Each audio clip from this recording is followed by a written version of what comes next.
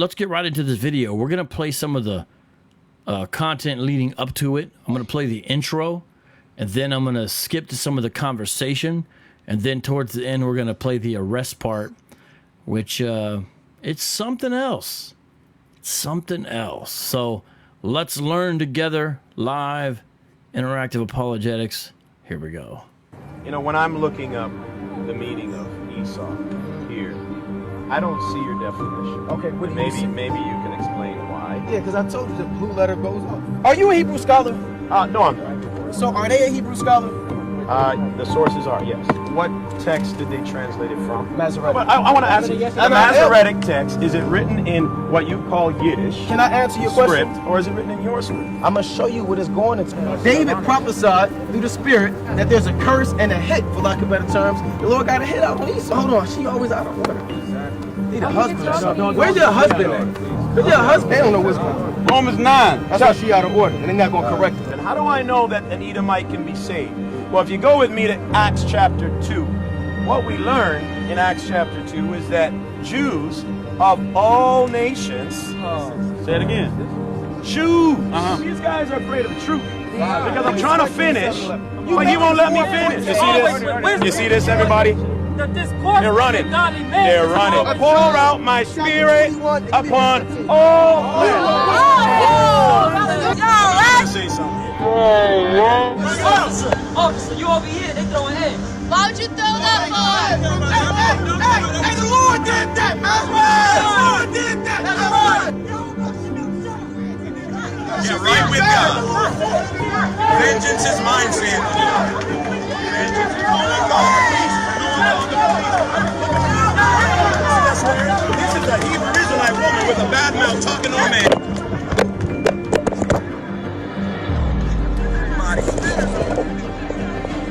You see that?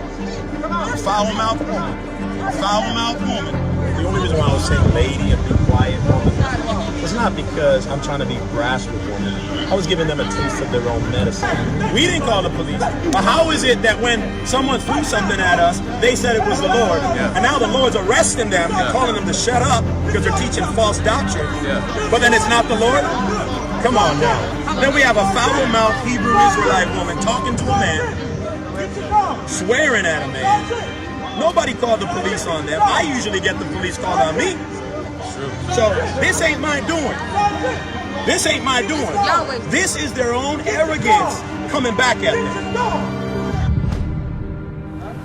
It's best for a woman to be quiet when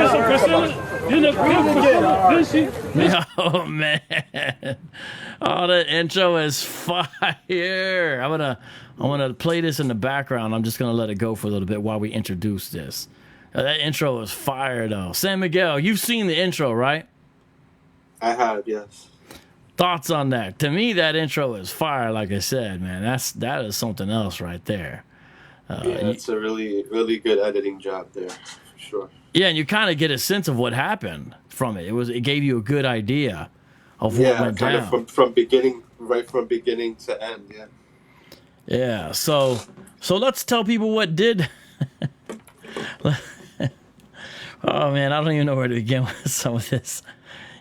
There's a lot of irony in that video. What we just saw, and we're gonna put the sound up here in a second. Right now, I'm just showing in the background.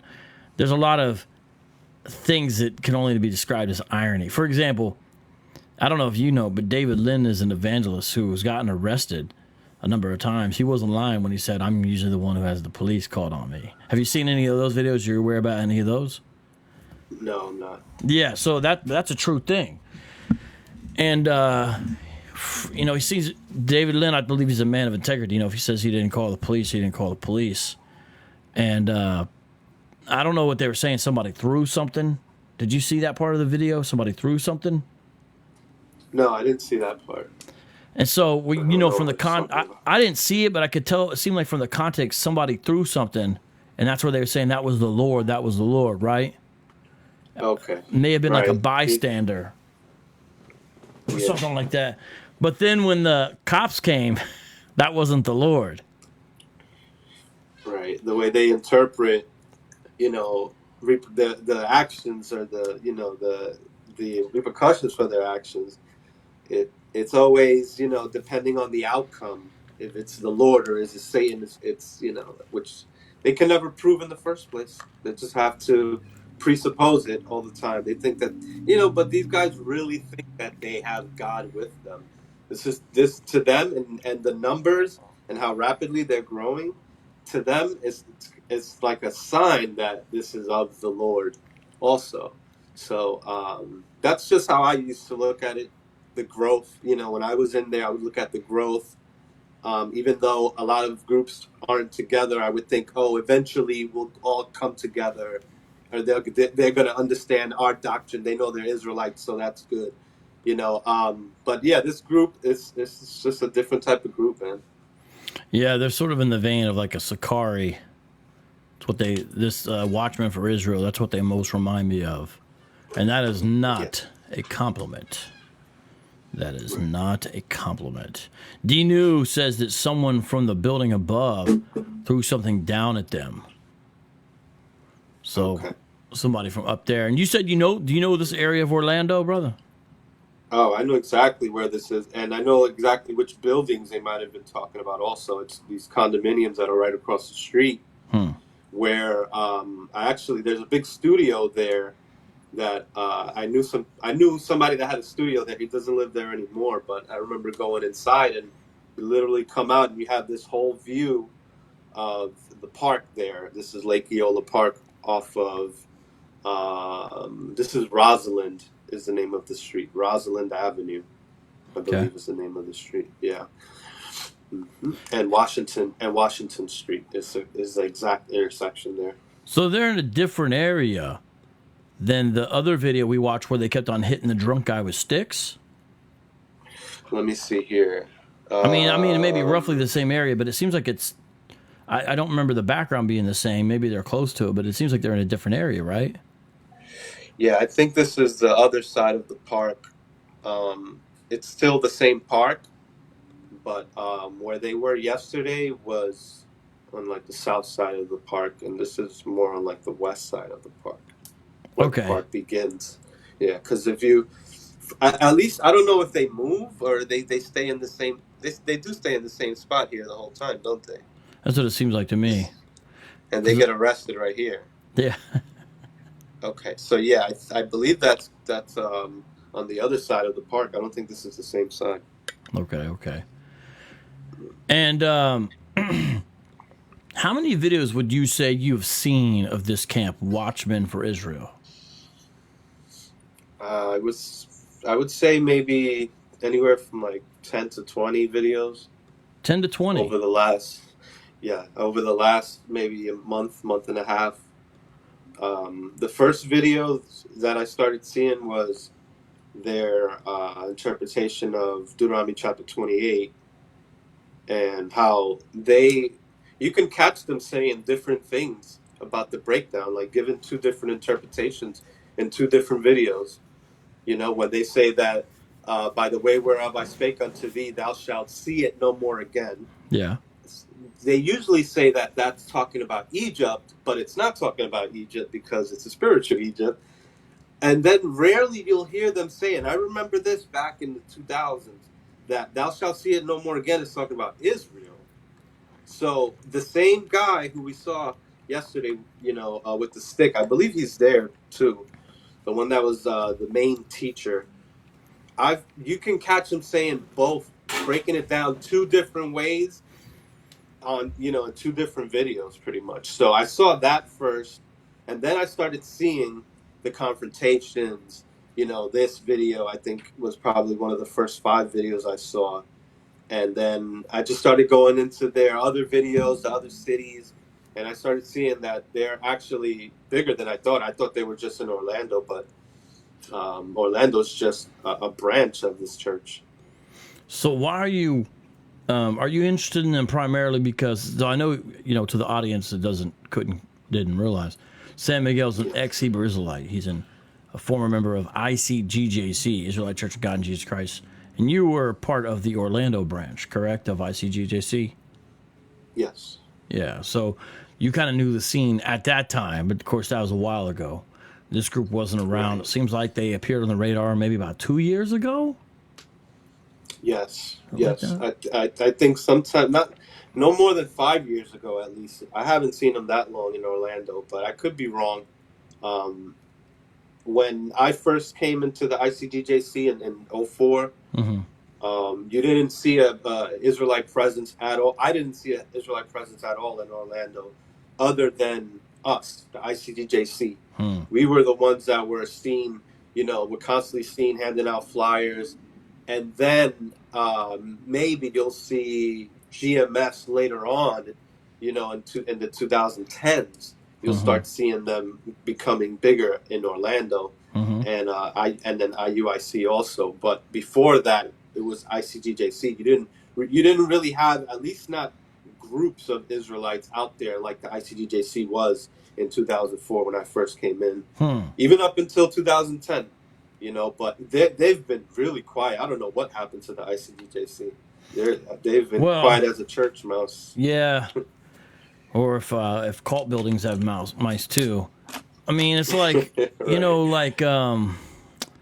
ICGJC, they were kind of on the vanguard at one time, and now they're sort of getting left in the dust by some of these groups, and this is like a perfect example. This Watchmen for Israel group. And, obviously we believe that their behavior, like yesterday we watched that video where they hit a drunk guy with these big old sticks. It must have been a dozen times, and they took turns basically pushing them. To us, that's shameful behavior. To them, it's commendable. And in fact, they put it on the thumbnail showing them pushing a man and being glad about it. So this is something that they think is laudable, which is one of the reasons why this cult is so dangerous. This One West style Hebrew Israelism, of which Watchmen for Israel is a part, is it makes you think things that are bad are good and things that are good are bad. And this is a perfect example of their behavior. So this video as well, I think that they are glad about this video because they think it makes them look like martyrs for Yahushua. Martyrs for the truth, like they're doing something because they got arrested, Although it's interesting, the video we watched last night, San Miguel, they're pushing him, prodding the man with sticks and all that, and the cops show up and thank them for keeping the street clear. So here this is. They get arrested, and they're bugging out. And, it's not God, but it's people throwing stuff is. And did you see the lady hit the camera? Right. Yeah. I was going to say, I actually missed that when I watched the video the first time, but he put that right there in the intro. And that's my first time seeing that. She actually smacked the camera, the phone. Yeah. And, it's interesting because earlier in the same set of highlights and clips, the guy was saying, "Where's this woman's husband? She's always acting out of order. Where's her husband? She's out of order. Why is she tripping?" Did you catch that? Talking about somebody else in the crowd. This person, this woman. Where's her husband? She's out of order. She's always tripping. And then a Hebrew Israelite woman hits the camera and says some crazy stuff. And David Lynn, he does what you should do, which I commend. He points out the bad behavior. And so since we know, unfortunately, that when a group is acting like how the Watchmen for Israel act, we know that unless the Spirit convicts, they're going to stay happy about their behavior, right? They're not going to be ashamed of what they should be ashamed of. But you know that Christians and even people of goodwill who have some common sense, like San Miguel, for example, they're also going to recognize how shameful the behavior is, how awful the behavior is, how wicked the behavior is. So my point is, to street evangelists in these kind of situations, and certain people are made for it and others aren't. David Lynn is clearly built for this kind of interaction. He knows the Word of God. He's not intimidated. He's articulate. He's quick. He has the Lord has blessed him with all the components, all the ingredients to successfully do this kind of ministry that he's doing. And I also like how he has a team there, because they're not able to be so, ganging up and all that.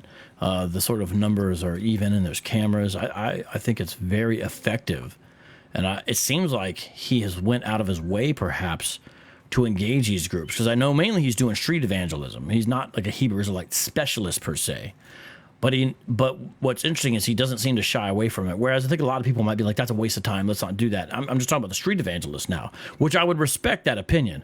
But I think David Lynn is unique in that he's willing to go directly at them and after them. And you'll hear him say at the end why he doesn't believe it's a waste of time, how it's a good thing. And I agree. Oh, that's interesting. You know that 12 tribes chart they're pulling out? That's IUIC's chart. That's the chart made by IUIC. They must have ordered that off the IUIC website. I wonder if somebody out of them was in IUIC before. Because there's a certain design and a certain way that IUIC does the chart. And it's like that style. That's the same one of the one I have on the wall up here that I'm looking at. It's that same style. A former IUIC member gave me mine. And because it has at the bottom original royalty, which is the IUIC thing. So you had some commentary about David Lynn. And again, we know that you're an atheist. So if David Lynn talked to you, he'd be trying to convert you. Which I'd pray for him to have success in that. But you seem to think that he was pretty good at sort of this, even with some interactions with atheists. Am I right? Right. I did. The first time I ever saw David Lynn, I believe, was when he was in the street doing similar thing. I think he had some type of amplifier, microphone, or something like that. And it was an atheist that came up who was a former Christian pastor. Mm-hmm. So he had a lot of good rebuttals, and I thought it was a good interaction overall. But as you said, David Lynn is very quick on his feet. He has the ability to look at a question or think about the question and answer pretty quickly, and then give a good informed response. It seems, you know, that's what I respect. That's what I always respected about you, is that at least you give a good reason for what you believe and what you believe. Whereas the Hebrew Israelites can easily be picked apart, and you know, from one frame to the next, from 1 minute to the next, they'll be they'll be hypocritical. Right, and you know what's so, I appreciate that, by the way. And you know what's so interesting? You already know, what do they do? What are some of the ways they react when it's clear they're being picked apart? What do we see them do, San Miguel? They get violent, right? Yep. They'll start to chant is the first thing. Yep. When they can't get the crowd to do that, it didn't seem like they were able to do that here. Like David Lynn was able to really control the situation and the narrative, because Israelites are really good at doing that when you're not familiar with them, especially. And it was a good back and forth. Yeah, I agree 100%. And I think part of that reason is because he brings an evangelistic team with him. And I appreciate, it seems like they're really down for the cause. Like they get what they're trying to do. They're not shying away from it, but they also seem in order. I really like that. And I think that's important. And he made a comment at the end, hey, I'm giving the Hebrews like a taste of their own medicine. I think within reason, that's good for Christians to do. Like, I still believe he did it the right way. But I think there's a lot of wisdom in the ways he approaches this and stuff. And he really, I think, has learned a lot about Hebrew Israelites from the interactions he's had. And I think he's just going to keep on getting more and more equipped as time goes on. And so I'm glad to see that. And the Hebrew Israelites, San Miguel is right. They get violent, they get loud, they get boisterous. They'll push, they'll chant. They'll do all kinds of stuff like that when they become frustrated in that. And so Christians should know when they start acting like that, that's their frustration showing out. And you just can't let that affect you as well. Now, San Miguel, did you guys in the ICGJC used to do this kind of thing? We did street speaking, what we call this, street speaking. We had a microphone and amplifiers. So we did do similar, it was a different type of doctrine, though, because by that time, the ICGJC had cleaned up their look a lot, so yeah. One thing we were taught before we started going out and doing street speaking was don't sound too racist. Don't sound like the KKK. You know, teach. You know, it was certain changes that Tazadakia made to make the ICGJC look more professional. You know, and he was a lot about how things looked. He wanted to make sure that from the outside everything looked better, at least better than what we would call GMS and ISUPK, the vagabonds, the vagabond Jews is what we would call them. So but I mean it never got nobody ever got arrested. Okay, that's never happened. We almost got into a physical altercation once. We've had bottles thrown at us actually when we were doing one of the marching whatever, but yeah, we were doing it through a neighborhood and we were being loud and doing the chants and and people lived in this neighborhood, and I guess some people that were drinking at the balcony weren't too happy about us. Hey, that was the Lord's doing, brother. Right. Well, that's interesting. I like what you said. Don't sound too racist. So here we are where Watchmen for Israel are so reckless. They make ICGJC look good. Ponder that. Okay, let's turn the volume up here, and we are going to watch some of this together. And the Canaanites that dwelt in that region. All right. First, let me. Can you answer that? I am. Ishmael was a brown-skinned man. Okay. Esau came out red. Esau, no matter how many dark-skinned nations, women that he impregnates, rather than Hittites, Canaanites, it could be an Ishmaelite, it don't matter. That seed is always going to come out looking like Esau. So this brother hold on. Right. Give me the book of 2 Kings, chapter 5 and 22. Give me Genesis 4 and 26. So this is Genesis chapter 4, verse 26. Actually, give me Genesis chapter 4, and I want verse 14. 14. Behold, thou hast driven me out of this day from the face of the earth, and from thy face shall I be hid, and I shall be a fugitive and a vagabond in the earth. I shall be a fugitive and a vagabond in the earth. And it shall come to pass that every one that findeth me shall slay me. Now this may be too high for you, but Cain came back on the earth as Esau. All right? You may not get it. It is what it is. He's like, now it's just funny. These guys are taught so many tricks. I'm about to teach you reincarnation, is what he's saying.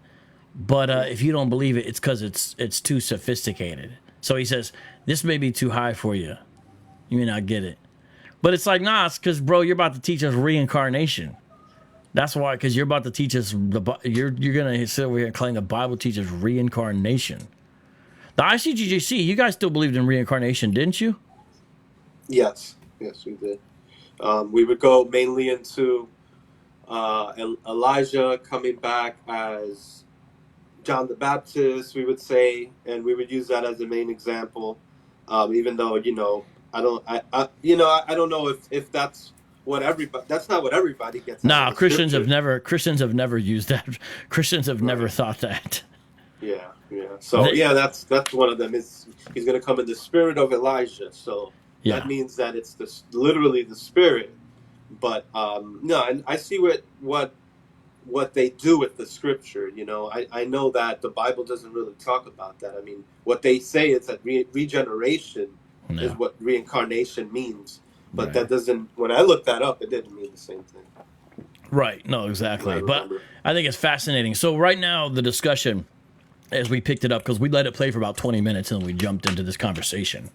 Watchmen for Israel and David Lynn are discussing different nations. Because, Hebrew Israelites, they believe they can draw basically direct lines from biblical figures and biblical people to modern day figures and modern day people groups, especially as if this one is that one. It's a very simplistic, unsophisticated way of looking at things.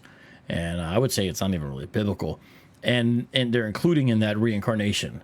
And of course, the key topic would be Esau and his descendants, who they view as Edomites. And who are the Edomites, rather, who they view as what they call Caucasians or people of European descent. Let's see what else the discussion is here. So that's what we brought up, 1 Corinthians 2 and 14. Cain came back on earth as Esau. So Esau is a reincarnation of Cain. Let me right, Cain came back on the earth as Esau, correct. Even though the mark that he was placed on Cain was to protect him, not to curse him. Oh, that's a great point. Because did you catch that, San Miguel? So Cain kills Abel, and then says, "Hey, I'm a murderer, and you're going to send me out here. People are gonna want to kill me because they know I'm a murderer. For capital, they're going to want to take capital punishment in their own hands, basically." And Yahweh says He is going to have mercy on him. I'll place a mark upon you to protect you, so nobody will do that. So David Lynn is saying, because you remember in the beginning of the video, they said that God has a hit out on Esau, and so he's just saying, wait. So Cain comes back as Esau, but that mark on Cain was to protect him from harm. So help reconcile those two things. I like that. It is a curse. It just says it. So that no one would touch it. Exactly. That's a protection. Yeah, to the Lord destroy him. Yeah. Okay. Give me Psalm 79. I think it's a great point. He's using their own logic against them. And what's up, Chris Duke? Hey, Miss Titus 2, everyone subscribe to the channel. I don't know. Did you hear that, San Miguel? I was just curious if you. Yeah, that's a good point. There's no. The Bible doesn't tell you that the mark is leprosy. Yeah, that's the doctrine of the One West. So this is a classic One West doctrine. Cain is the reincarnation, or Esau is the reincarnation of Cain. They believe Jesus Christ is. Some of them believe Jesus Christ is the reincarnation of Solomon. They believe heavily in that reincarnation doctrine. It also helps them explain why some children are gonna be punished for the sins of their father. Right. Even though they'll say, well, the Lord will do that anyways, but just, something that you might not understand this, but, they're the same people back on earth, but that might be too high for you. Yeah, they will say it that way. But It's funny because, he just stares at him. It's like, don't you get the point? He's like, it is a curse. He's like, to protect him. 12. Right? That, like I said, this Psalms 79 and 12. That's all right. That's all right. I can This is understand. Psalms chapter 79, verse 12. Right? And render unto our neighbors sevenfold unto their bosom. See that? Render to our neighbor sevenfold. The Lord said, if you take vengeance on Cain, vengeance will be put on you sevenfold. So you think every time sevenfold is mentioned, it's referring to Cain? No. This is the prophecy. If you got ears here, this is the prophecy that fits Cain, who came back on the earth as Esau. Because Esau has yet to be rendered sevenfold for what he has done. Or Cain is yet to be rendered sevenfold for what he has done. So read it again. Render to our neighbors. And render unto our neighbors sevenfold unto their bosom, their reproach, wherewith they have reproached thee, O Lord. So out comes the poster. What's up? Shout out to BK Apologist, aka Alfredo Valentine. If you can, brother, drop you guys who are great urban apologists, drop your YouTube channels in the chat. I hope people subscribe to you on YouTube and Facebook if you're doing anything on there as well. Esau has to get back sevenfold for every. I know this make our people uncomfortable, right? A lot of people get mad. Why are you holding that sign up, right? Put that away. God loves that. Okay. Hold on. We're gonna deal with that. And y'all and brother should be mad. You should be mad, brother. You the oldest one up here. You know about this, right? Well, why wouldn't you be mad? Why are you switching topics? No, it's always on. Yeah, great point. David Lynn, if you notice, every time this guy gets in a corner, he's like, well, let's go over here, let's go over here. And now he's holding up the picture sign. In his mind, though, I guess these things are connected. But to a normal person thinking through this, they're not. Okay, well, let's be a dialogue. All right, but the point is, David prophesied through the Spirit that there's a curse and a hit, for lack of better terms. The Lord got a hit out on Esau. Can I ask you a question? Hold on, what you holding? Romans 9. Yeah, give me 9. That's what we holding to. Okay. Right? And you should. And then I'm going to respond to this after. Give me that Romans 9. Sir, Romans 9. Sir, I'm going to respond to this after. 15 or 20. That's fine. 9 and start at 16. We're not Egyptian. Romans 9 and 16. Right? Hold on. She always out of order. There's so much here. So we see where some of the clips came from the beginning. Also, point out, everyone, if you hear the sticks, you notice there's like sticks. These guys carry large staffs, and they bang them on the ground when they think a point is being made. Really, I don't find it sonically pleasing, or I don't think it's a good tactic or move. I think it's more like irritating, right? Okay, it's like who's doing the Woody Woodpecker? But like at the same time, they do that. But really, it's so they can cattle prod people or beat them in the head like we saw. Even though technically, Seems like an intimidation tactic. yeah, it does seem like an intimidation. Have you ever heard of the term saber rattling? Saber rattling means like to try to, it usually is in regards to foreign policy. If they say a nation's saber rattling, the idea is like flexing on another nation to make them think they're going to go to war with them, to intimidate them through their military might without having to actually go to war. It seems like they're literally saber rattling, except it's like stick tapping, stick rattling. I do agree. And I don't think they're unaware of that. I think it's all calculated. Need a husband or something. Where's your... He need a husband or something. Well, did the lady who hit the camera, did she have a husband? Like, nobody's hitting your guys' cameras. You guys notice this guy's jersey? Watchman for Israel 32. This dude even has the bling. WFI. He's literally rocking a WFI piece. I mean, what are they about? It's so obvious what they're about. They're not about the Lord. They're not about the book. They're not about the truth. They're not about the gospel. They're about their little clique. Husband? Where's your husband? Let's talk. Don't worry. We got. Where's her husband at? Go ahead. He in the midst of men. It's out of order. They don't want to say be Don't switch shamefaced. topics. No, that's on topic. Head not even covered. Your head not covered when the word is coming out. Get a husband. Yours is. Read that. No, it's not. You know, because he's saying there's the hole in the top, so his isn't really covered. What was your guys' doctrine on that? You guys used to wear the turbans too, right, San Miguel? Yes, we would say that that's where the Spirit of the Lord comes down through, is that hole. So I don't understand that, though, because it's covering the majority of your head. So he's saying you're not supposed to have your head covered if you're a man, but it's like you got your head covered. We used to cover our heads, and it's just like just a small circle, maybe the size of a hardball, you know? I've seen one where some of the ICGs, you guys would have like a little star, and that'd be the whole little star on top. That's exactly what it would be. It's like, you would have the shield of David at the top, and then inside of the shield of David would be the hole, right? You know, what we would leave open, you know. So yeah, like that's a good point there. They covered their heads with those scarves, you know, which actually was sold to the members that would join the Hebrew Academy. That's how we used to have, that was mandatory as part of the uniform, was where we would have to buy a black scarf.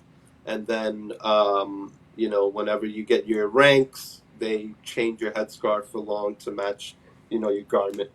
I have a feeling WFI is not exactly that organized as ICGJC used to be, but who knows? We'll see, because it seems like they're trying to imitate the Sakari model.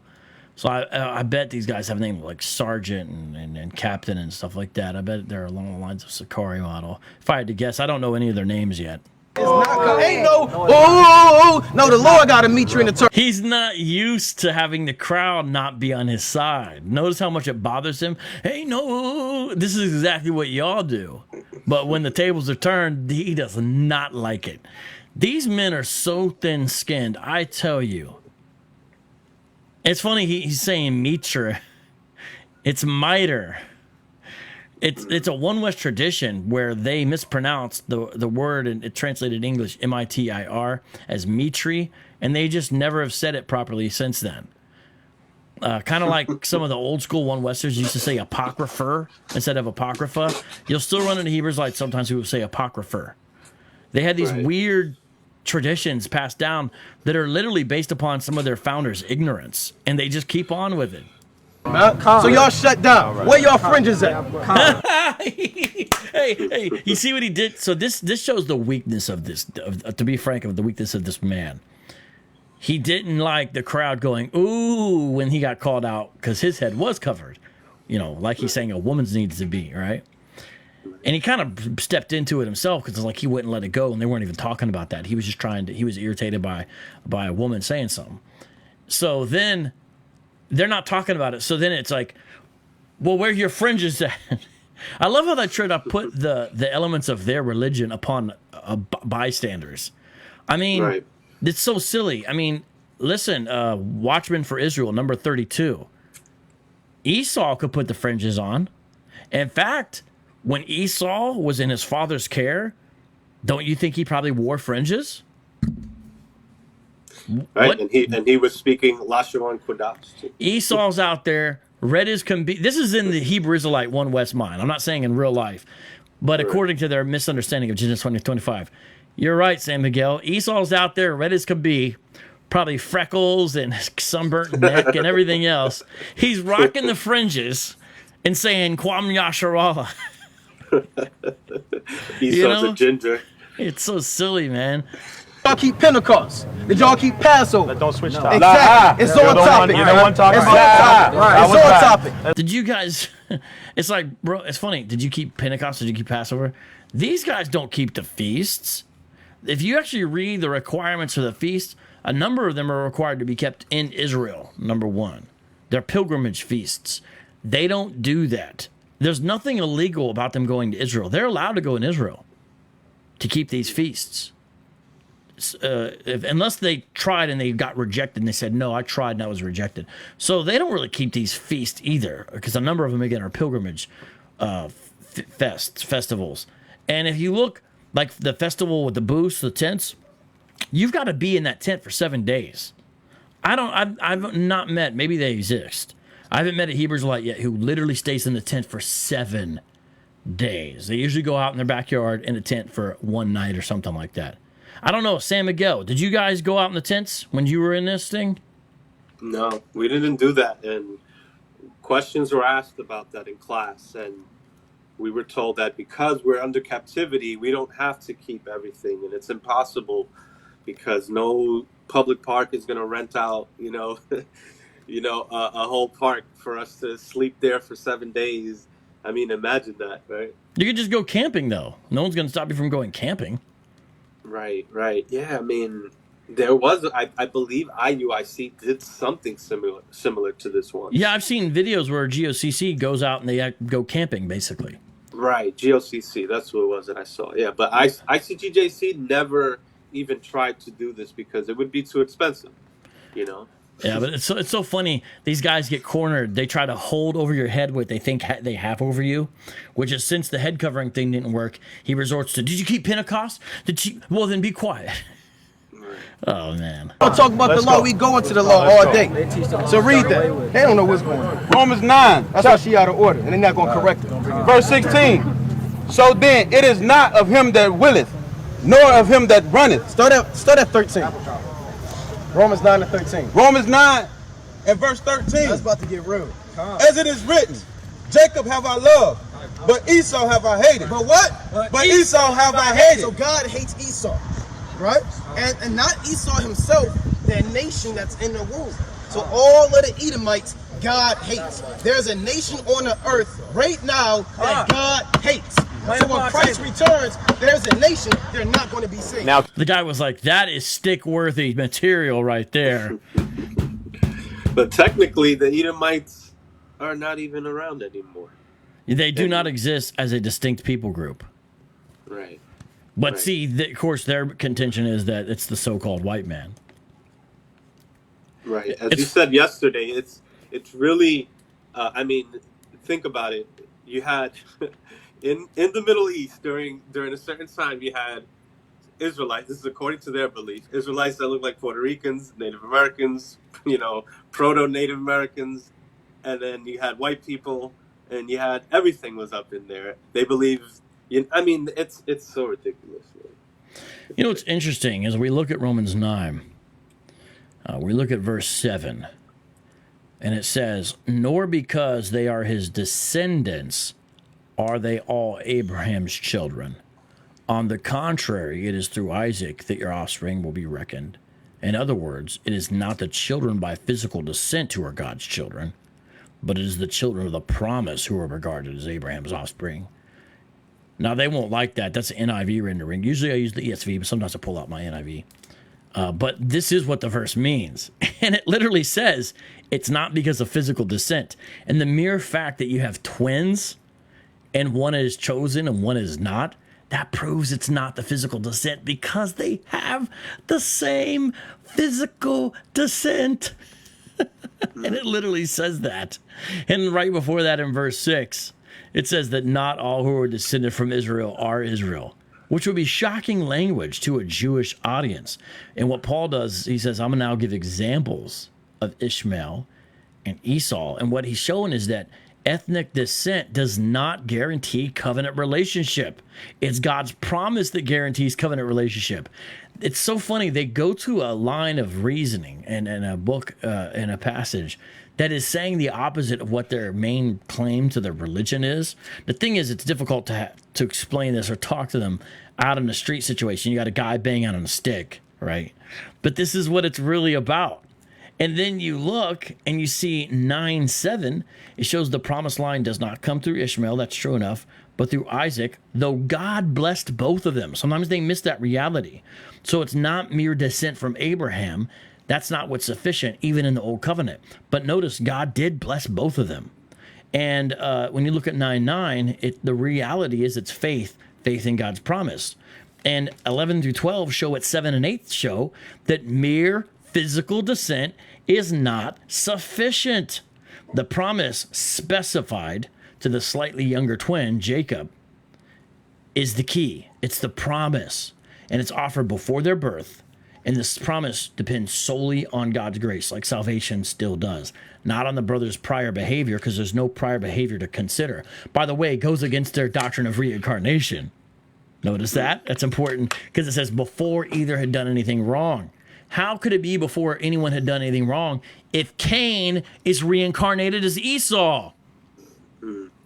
See, it's just like all you got to do is go through this. So, yes, you have human responsibility here, but I think the most important thing for us to see is God's sovereignty.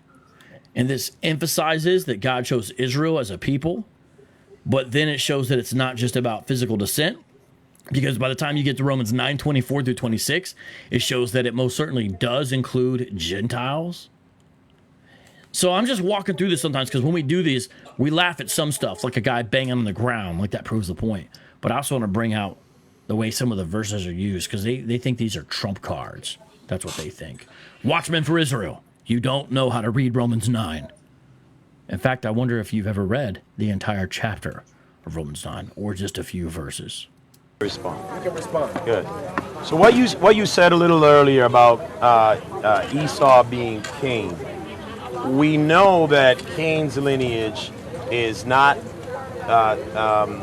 what was his name? I think it was Heth. Am I correct? It's not Abel's lineage, because Abel died. So it was the next son, Seth. And Seth. Yes. Sorry about that. Abraham, did he come from the line of Cain? He came from the line of Seth. Good.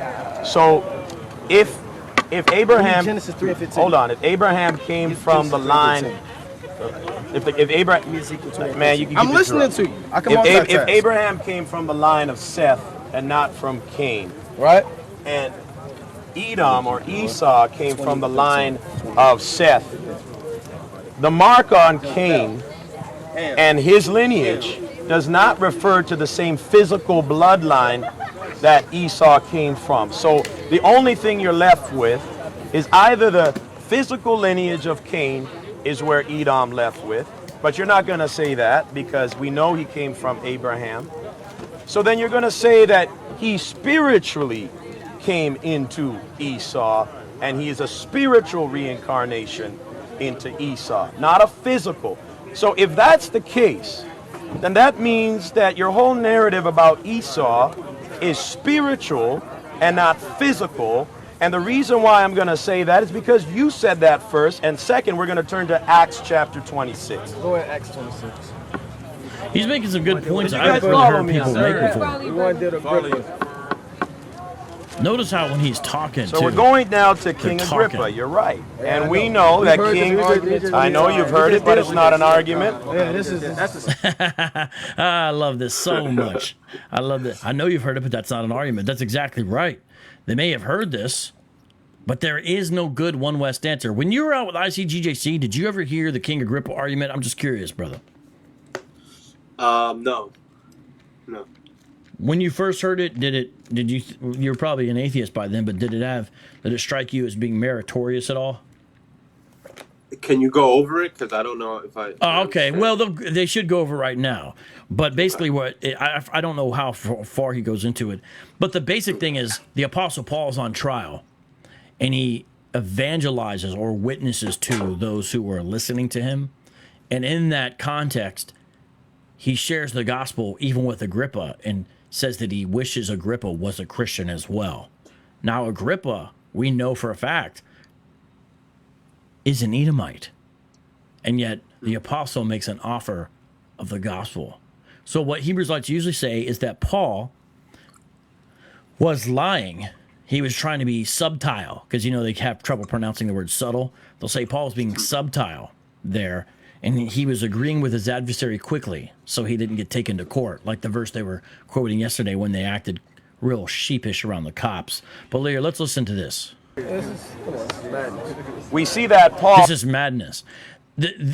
All this blustering and all that, they don't have an answer. So they act confident and all this. These guys are like, if you just push them over a little bit, they just fall over, doctrinally speaking.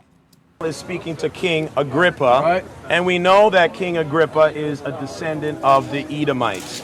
And since you know the story, but other people don't know the story, I'm going to read it here in a short form.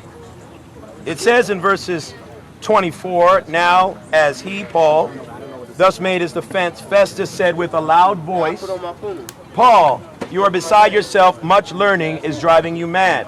But he said, I am not mad, most noble Festus, but speak the words of truth and reason, for the king before whom I also speak freely knows these things.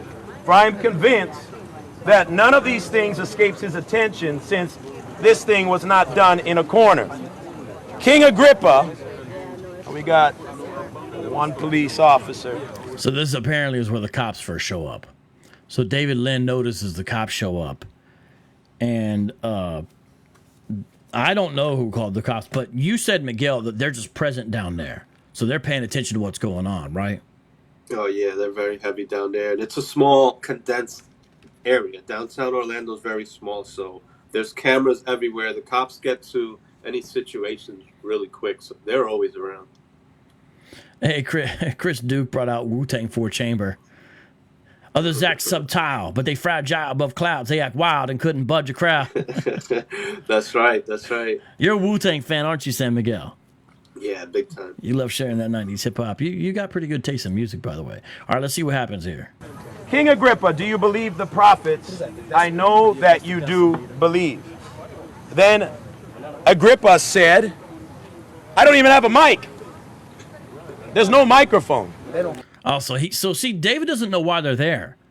It looks like he's talking to the cops, perhaps. I'm not sure if he's talking to the cops, because if it's an amplification problem, he's like, bro, I don't even have a mic. So, you know, what is it? And, yeah, we got another Orlando gentleman. He says lots of police downtown. Then Agrippa, he don't give a damn about what you got to say. You don't even know who his name is. Yeah, Edomite. You don't. It's Esau. Is the cop actually Esau? Because all these cops that come over don't all look like Esau to me. But it's funny. Is this a moment of solidarity? Watchmen for Israel with David Lynn. You're basing things on the appearance of... That's the spirit. Spirit of Esau. I like that. So remember to his earlier point that, well, is this a spiritual thing, not a physical thing? Because he says, you don't know that. David Lynn's funny, man. Oh, man, he's definitely cut out for this. I hope he does more of these. I like that. We know Spirit of we know the Antichrist. Okay. Right? Then Agrippa said to Paul, you almost persuade. Let me finish. Let me finish. Thou persuadest me almost to be a Christian. Okay, come on. Let me finish. You persuade me to become a Christian. And Paul said, I would to God that not only you, but also all who hear me today might become both almost and altogether such as I am, except for these chains.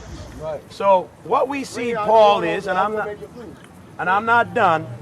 We see Paul speaking to an Edomite, telling him that he desires him to be just like him, an Israelite, without the chains.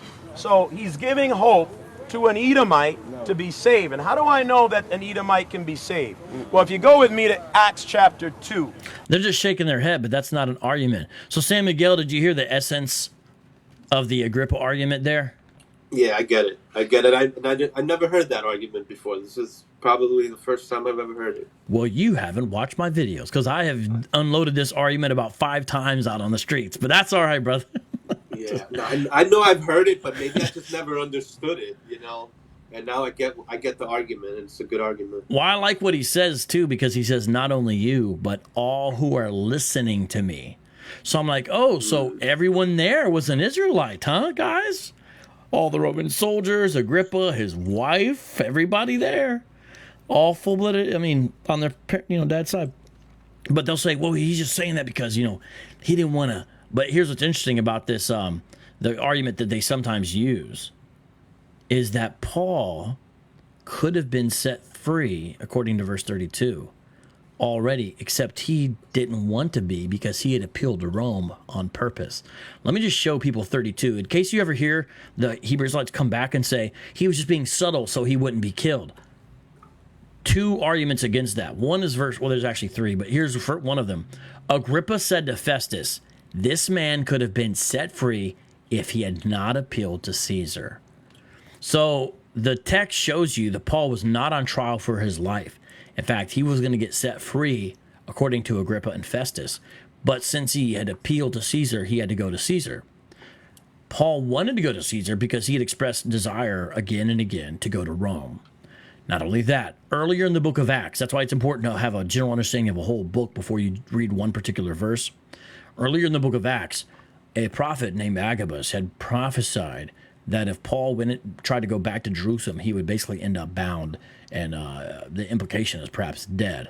And he kisses and hugs basically a very emotional situation there in Acts chapter 20 with the Ephesian elders, and says, I'm still going to go. Because Agabus was basically warning him not to go. He's like, I'm going to go even if I die. So Paul was already dead set to do this no matter what happened. So this argument they give is horrible. Plus, the Bible says, thou shalt not lie. Now, they'll say, well, that's only to, that kind of thing. But I'm like, okay, would you offer an Edomite salvation? Like, they make themselves tougher than Paul, basically, at this point. Rudy asks, what camp are these guys from? This is called Watchmen for Israel. They're very similar to Sakari. That's the closest analog we would make to them. Clearly a One West group, and we just been watching some videos of them, and now we're going to watch the cop part. What we learn in Acts chapter 2 is that Jews of all nations, say it again, Jews, Israelites of all nations. Of all nations. Hold on. We're going to go there. Let rub it in his face. Let me rub it in his face. Yeah, they came from all nations. Israelites. They came from Yeah, we already believe that. Look right here. First of all, that doesn't have all nations. Okay. First of all. And second of all, they haven't even let him get through Acts chapter 2 because it does have a killer in there. And if he doesn't say it, I'm going to say it. All nations. That's not all nations. Scattered about. From all nations. And not all of them went into the... I have no problem. Listen, I finished let me finish. Finish. It says there were dwelling at Jerusalem Jews, not Gentiles, not Edomites, Jews. Devout men out of every nation under heaven. Every. Did it say some? No. All.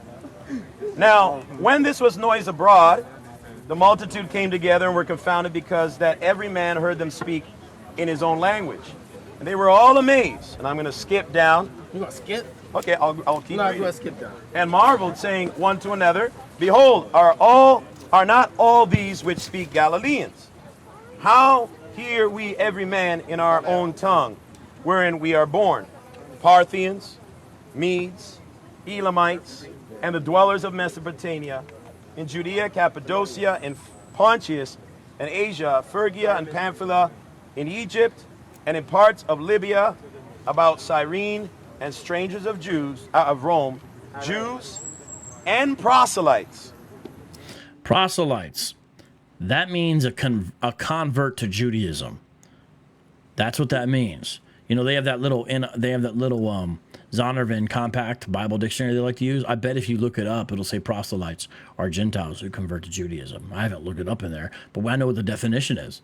A proselyte is someone who's not an Israelite who converts to Judaism. So it literally says that in there. Verse 11 of Acts 2 lets you know that. Greeks and Arabs, we do hear them speak in our tongues the wonderful works of God. Now, it's going to be very difficult, unless you're an honest person, to explain the meaning of proselytes. You can argue and say that these are Jews that were scattered, but we see all these Jews that are scattered being mentioned. If you look up the word, it means people of non-Jewish heritage that converted into Judaism. He's exactly right. All the information, all the facts, all the data is 100% on his side. The one Wester literally has zero evidence on their side in this instance. Zero. It's not a debatable issue. It's not a maybe. He's 100% right.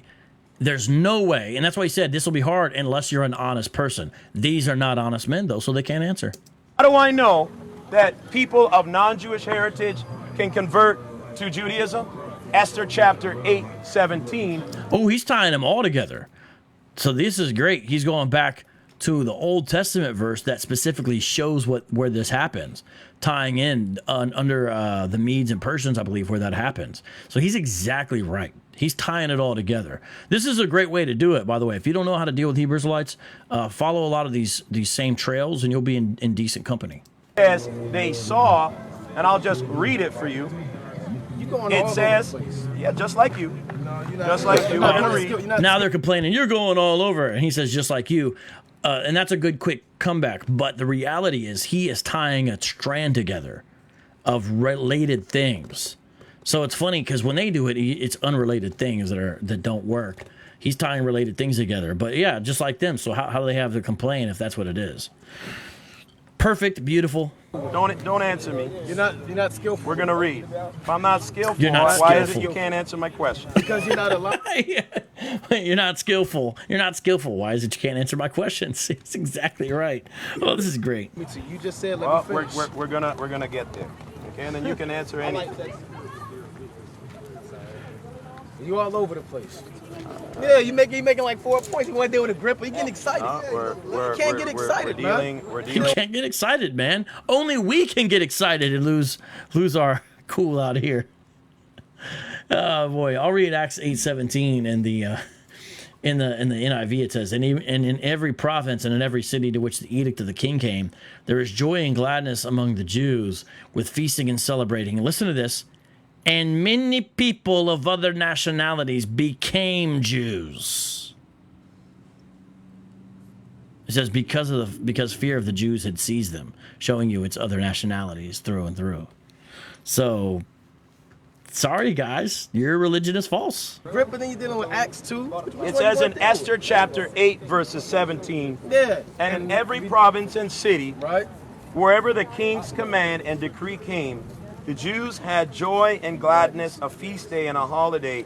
Then many of the people of the land became Jews because fear of the Jews fell upon them. So what we read is Paul speaking to an Edomite saying that he can become and desires for him to become. No, you add to this. He desires for him to to say desires. Stop adding to the word. Okay, you know what? Let's say desires. That is what the word means. That is what the word means. It says, there's on the translation, it says I would. It's funny, though. They're all of a sudden, don't add. He's not adding, by the way. But these guys will read something about Esau and say it's about white people. Talk about adding to God's word. They'll read something about Egypt and say it's America. What it says. Yeah, stop adding to the word. Since you What don't. he desires. You can't read it just as it is and keep it as it is. Let's man. keep it as it is. Don't add and try to. It says in Acts chapter embellish, 26. try to embellish with the Apostle Paul Just said. like you, when you say aha and all that stuff, you're No, that's adding what it words. said. That's No, what it said you're in adding your lies. own It interpretation, said in lies. and you're inferring. I love how he calls out their hypocrisy. He's calm and chill when he does it. He's not spiteful, but he's calling out their massive hypocrisy. This is delicious to watch. I don't know. Say Miguel, comment. Yeah, he knows how to not let them get to him.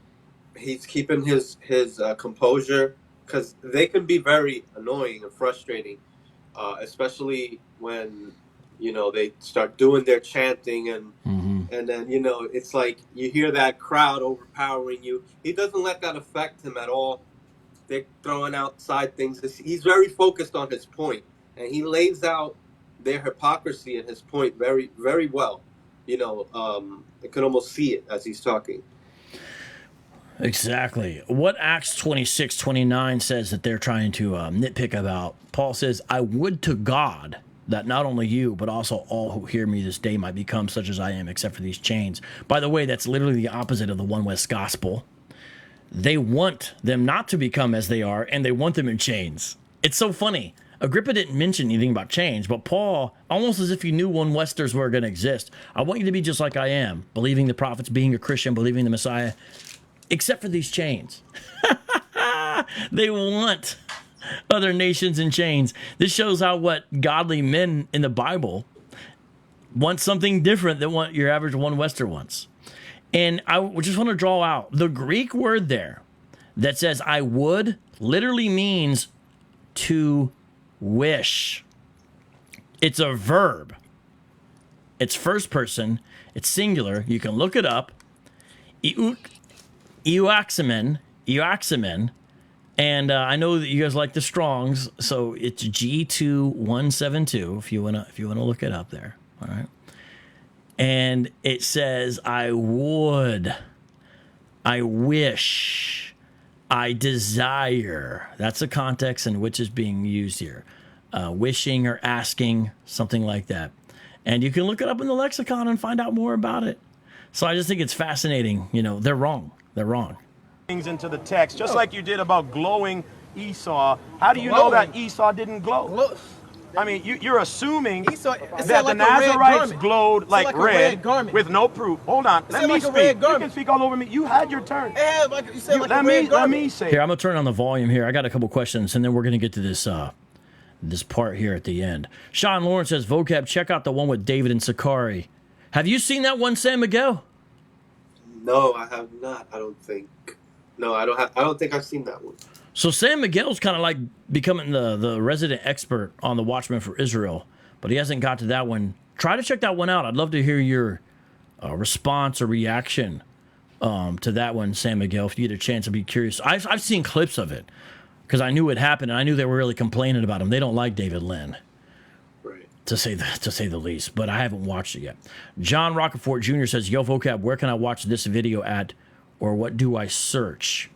You know what? I'll tell you right now, because this is David Lynn's footage. This is so I don't imagine he'd have a problem. I think he sees the way I'm doing this. I'm not just taking his content. We're interacting with it. I don't imagine he'd have a problem with it. But let me show you guys where this is real quick here. And we're about to get to this rest part, so we're probably not going to be able to watch too much more of the debate dialogue. Comments on that before we get to that part, San Miguel, why I search for this? Yeah, well, just to go back on how I came across this group also, because I touched on it yesterday, but I didn't touch on it today. I had a debate with a Sakari member, and shortly after that, actually the same day, I got an email from somebody saying they're trying to set up a debate between me and Watchmen for Israel. There's somebody from the Watchmen for Israel camp. So because I got that email, I said, I responded and said, yeah, anytime, hit me up. That was about 2 months ago, maybe, or a month and a half. And they still haven't responded on a time or anything. But I started doing my research on them to see what they're about. And this is how I came across them, pretty much. All right. Well, let me know if that debate happens, brother. Let me know. If you want, you could even host it on this channel. Just let me know. That'd be cool, yeah. I'll let you know what they say. But also, I did approach them before. I forgot to mention that yesterday. I have approached them before, and they said some of the similar things. Why are you not wearing your garment? Why are you not wearing your fringes? But I asked them a question about the name Yahweh and why it shows up in the name Yahweh as Judah. But you just muted yourself, brother. You just disappeared. Oh, you came back, but you muted yourself. Okay. Yeah, I got a phone call real quick. But yeah, so I caught them on a question pretty much, and they got frustrated and started, asking me, where are your fringes at? And telling me that I'm going to die if I don't repent. And then they started asking, who sent you? That was they were literally, they thought I was like sent by somebody, but they didn't know. Like I was sent by Vocab Malone. Right. So here, yeah, that's Christ Forgiveness Ministries, but I've got the exact title here. The exact title to this video is Hebrew Israelites Meet David Again. That's the title, and then it has in parentheses, this time God, eggs, and police settle it. Orlando End Times Tour. So my bet would be what the person threw from the top of the roof was eggs. All right, let's get this sound. Let's see what's going on here. Why ain't even saving those souls out here? So the Bible says, Go to the book. I will of pour John, out my spirit upon. So now it's kind of devolving into this, which I don't fault him. This is what you got to do sometimes. If you're out there and you're trying to stand against Hebrew Israelites and share the gospel, what he's doing is what sometimes has to happen because of their behavior. It's not the ideal way, but I think he's very wise in what the situation is. Notice how chill and calm he was when they were relatively calm and chill. But now it's devolved where they're not going to let him talk and all that. So I totally get what he's doing. I've been in this situation. 28 says that they can be saved. You do what? Let's you go. Do air. That's all they got. You do air. You do what? You do air. You do what? God bless. You see, look, and St. Miguel, remember how you predicted it? What do they do when they're backed into a corner? And you said, become violent and start chanting. Right. So their chant is, you do err. They're just saying you made a mistake. I mean, we could do that kind of silly thing to them, right? Right. You do air. You do They can't answer. You do air. You do what? You Let's do go. air. Read. Not in the scripture. That was masterful. We didn't even get to watch the whole video. Let me tell you, though, this was masterful. So you definitely want to watch the whole video. Now, what I'm going to do is I'm going to fast forward here, and we're going to have to go watch the arrest portion. Now, I don't still fully understand how the arrest element happened, but it does happen, and it's fascinating to watch. Because he's afraid of the word of God. He can't handle the truth. The word of God is living and active. And see, he's smart what he's doing here. Here's what you got to do, and I've learned this. You can't always be heard with them directly sometimes when they start acting like this. I mean, look at their acting. The sound's down, but you can tell how they're acting. And you can't always sort of get your points properly out. However, if there's a camera that is your camera, you have access to, one of your guys, whatever, you can talk to that camera directly and narrate what's going on and explain it, because you're making something happen in the moment, but it's for posterity's sake, the people that are going to watch the video later. And so that is also an important tactic. So he has a longer term thing in mind, and that's exactly what you need to do. Now they go over there with the team. I'm going to say something here. And so he's going to break it down. Now here's what's going to happen. While he's explaining what's going on, the cops are going to show up. And I think that's what the red arrow... Wait, I don't... What was that? That's probably when someone threw something, maybe. Oh, okay, let's see what that is. Let's find out what it is. And then the cops are going to show up, and they're going to pan to the cops. So here we're towards the end. This is the part you want to watch. So let's see what's popping. I'm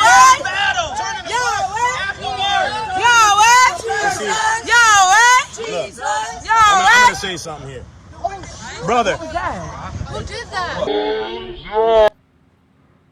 I'm going to say something here. Brother. Yeah, they're dropping something on Who them. did that? They throwing stuff. Somebody from the window. Hey, if you look right Probably there, from that window. that's who threw it right there. Did you just throw something? No. It was them. It was her up there. Verse 15. They do that. Officer, you over here, they throwing eggs. Why would you throw that Hey, the Lord did that, man. Okay, now we get it. St. Miguel, do you see what happened? Yeah, So I see what happened. someone threw some eggs from up there, and then they're like, "Hey, why are you doing that?" And then the Hebrew Israelites, the peanut gallery, "Hey, the Lord did that, man." I'm sorry. Usually, I don't want people to get arrested because I don't like when cops interfere with free speech. This is one of those times where I'm like, this was kind of poetic justice. Oh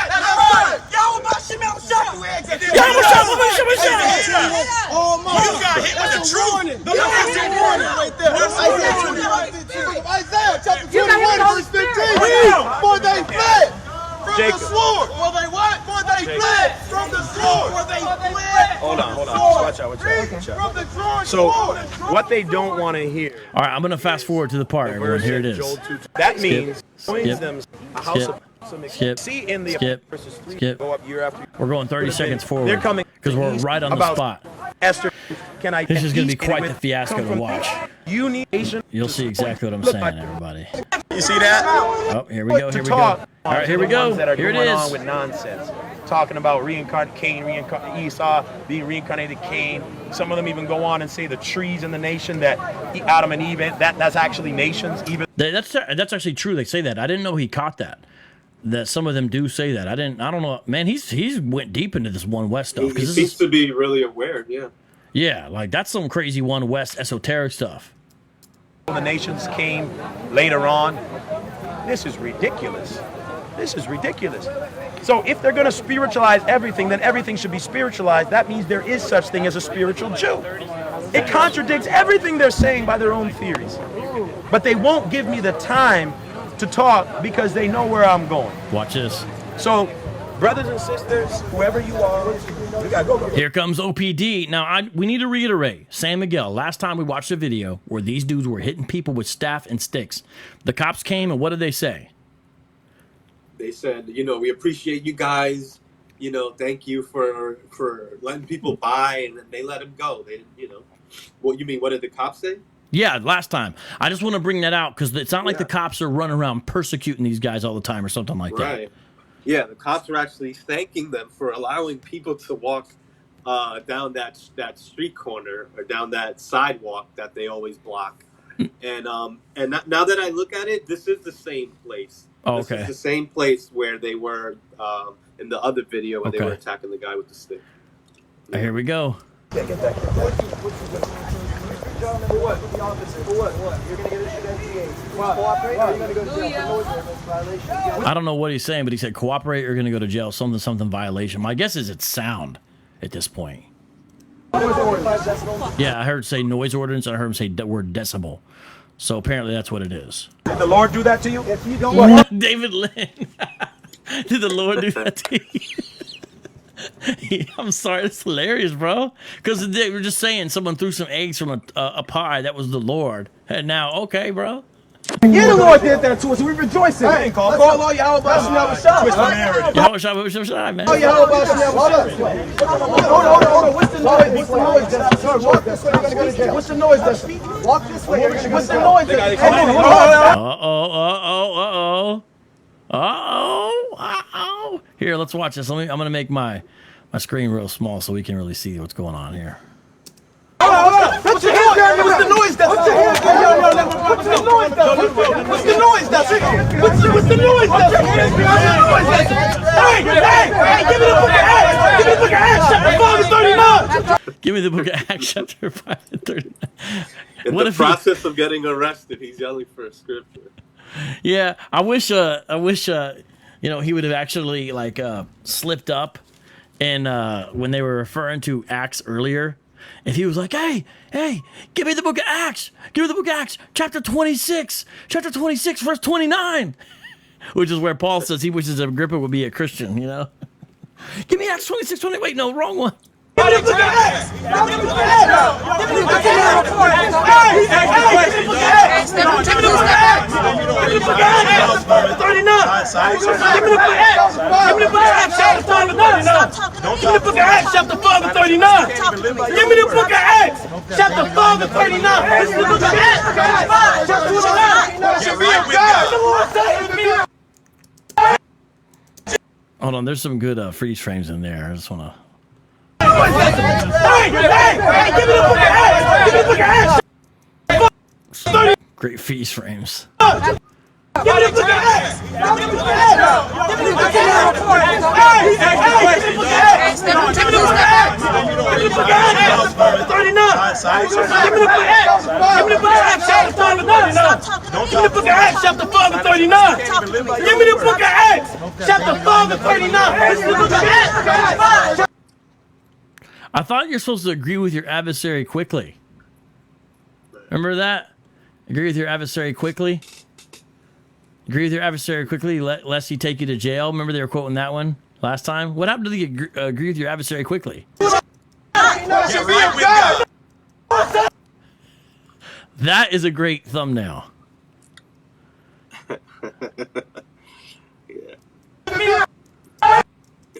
This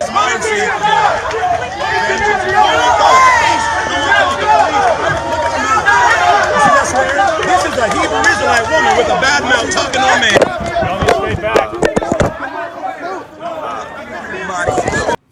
Looks like the ladies are being taught to be real women of God. I mean, look, how can you be this way? Hitting the camera like they don't have cameras. Like they all have cameras out. They think it's okay to hit someone's camera. Like who taught them to be this way? This religion sucks, man. I'm sorry, this religion sucks. This is like one of the worst cults. The only worse you can get is if like, you know, you're molesting children and murdering people. They're like right above as bad as you can be, you know? George, we have a former Hebrew Israelite, a former GOCC guy in there. He's like, see, the Israelites are being oppressed. Oh, boy. Give me the book of Acts. Give me the book of Acts, chapter 5 and 39. Give me the book of Acts, chapter 5 and 39. Give me the book of Acts, chapter 5 and 39. This is the book of Acts, chapter 39. Get right with God. Vengeance is mine, saith the Lord. Vengeance is mine. Here's the Proverbs 31 woman. Check out this Proverbs 31 woman. She's about to really show, you know, the Spirit of the Lord upon her. This is a Hebrew Israelite woman with a bad mouth talking to a man. Ah, look at that. Like, that's okay. No problem. That's all right for you to do, right? Stay back. Imagine Esther or Dorcas or you know, you think about some of the wonderful women of God of old. You know, any of the Marys. Imagine them acting like this, you know? You see that? A foul-mouthed woman. She's covering up the camera now, the other one. So this is a team effort. Woman. Foul-mouthed woman. You gotta back up. You gotta go. No, you're good. Get out the roadway. Get on the sidewalk. Get on the sidewalk. Get on the sidewalk. What y'all talking about? No, I ain't even blocking traffic. Sidewalk. I ain't blocking traffic. I'm not blocking traffic. You can't do it. So how is it, hold this, how is it that nobody, we didn't call the police, we didn't call the police, but how is it that when someone threw something at us, they said it was the Lord, and now the Lord's arresting them and calling them to shut up because they're teaching false doctrine, but then it's not the Lord? Come on now.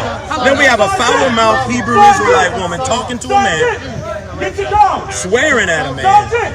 Nobody called the police on them. I usually get the police called on me. So this ain't my doing. This ain't my doing. This is their own arrogance coming back at them. It's not my fault. I didn't do this. You have to understand that. God bless you. You need to trust in the Lord. I don't hate you. I don't hate any of you. We're having a normal dialogue. I don't know why this happened. Do you know why it happened? Yeah, I know why it happened. But y'all trying to build on another man's foundation. Come on. Ooh. Yeah, I know what happened because you're trying to build on the man's foundation. They misuse that verse. It's so ridiculous. They're trying to use that verse to say you're not allowed to stand on our corner. That's what he's basically meaning. Did you ever use that verse when you were a Hebrew Israelite, San Miguel? I think we used that against the other groups that would use the 12 tribe sign, because that's, you know, created by Ariyah, and we would say that they're trying to build on Ariyah's foundation by taking that 12 tribe sign. Oh, wow. Doing their own thing. You guys would use it in that context. That's fascinating. Yeah, I guess you guys would have a right to use that back then. That's fascinating. Oh, boy. So let's see this. So this dude's upset. He's all banging the stick. A commandment of Jesus. Come on. Since y'all say Jesus. Come on, man. Oh, you blaming this on me. Go in the Bible. You blaming this on me. Go in the Bible. No, you blaming this on me. Did they show up before y'all? Did they show up before y'all, Mr. You wanted to have a conversation. Mr. David Lynn? No. Y'all came up. You had a conversation. Y'all came up. We walked away. Y'all came up. You got arrested after we walked away. That's an excellent point. They were on the. They had already left and were already on the side. That makes it even more interesting. So what are you talking about, man? You could have just had a little bit of respect. Y'all sound real hypocritical. Y'all sound real hypocritical right now. Y'all sound. How? We've been here. We do this every week. This guy blaming his arrest. We do this every week. It's Me? What did I do? This is the Lord's judgment on false doctrine. This ain't me. Man. This ain't me. Get real. Trying to build on another foundation. No, are you trying to build on another foundation? Why? Ain't that what Christ said? Ain't that what Christ said? So that's the reason why. Is that what Christ said? That you would get arrested? David. Man, talk about yelling and being in someone's space. If David Lynn had a stick and he acted like them, he could do the same thing they did. Now he wouldn't do that. But look at this.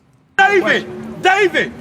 Is that not what Christ said? No, sound like a child. You are going to be over the 55 decibel. We will take people to jail. It's funny.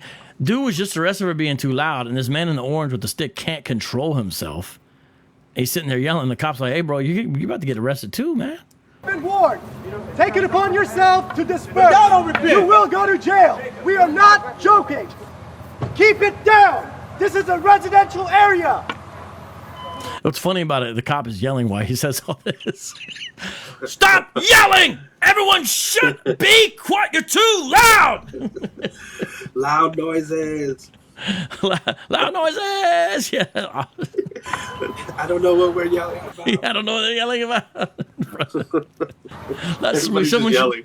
Someone should insert that clip in there. Oh, man. Yeah, from the 44 downtown, player response, 2013. And that's what these dogs do. That's what these dogs do. Look after your child, ladies. Look after your child. Stop doing child abuse. Look after your child. If you don't repent, the Deuteronomy 28 curses are going to fall on your children. Come to Jesus, or you're going to see the Deuteronomy 28 curses come to life. Have a child taken from her? Okay, let's let her keep her child. That's what's most important.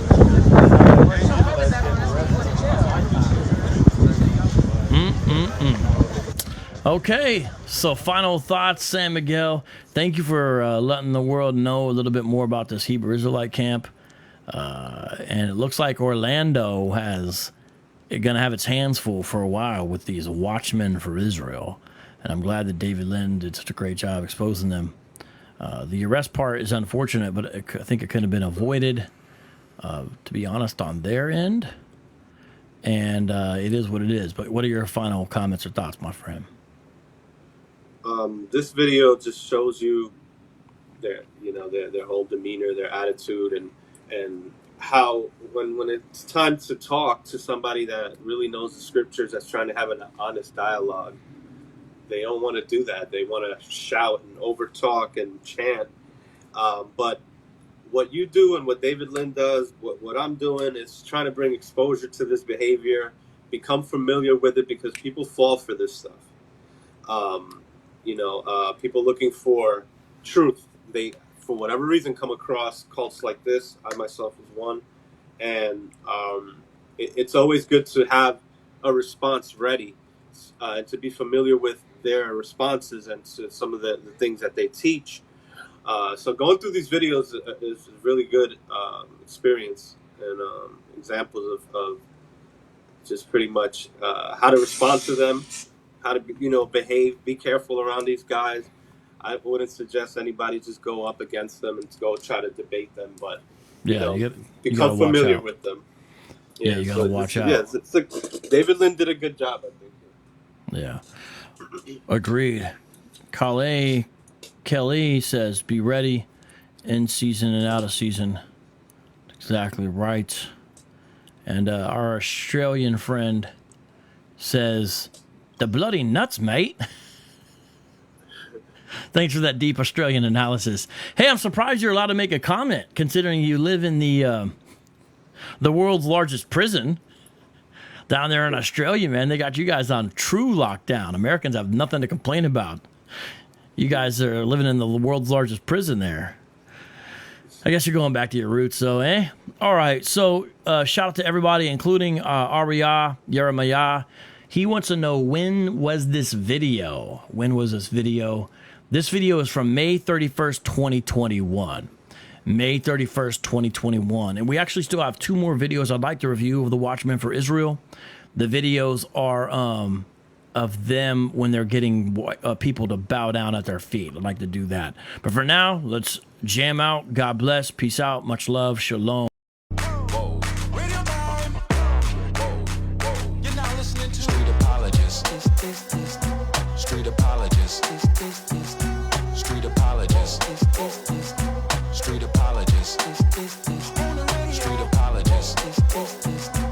Street apologist. Street apologist.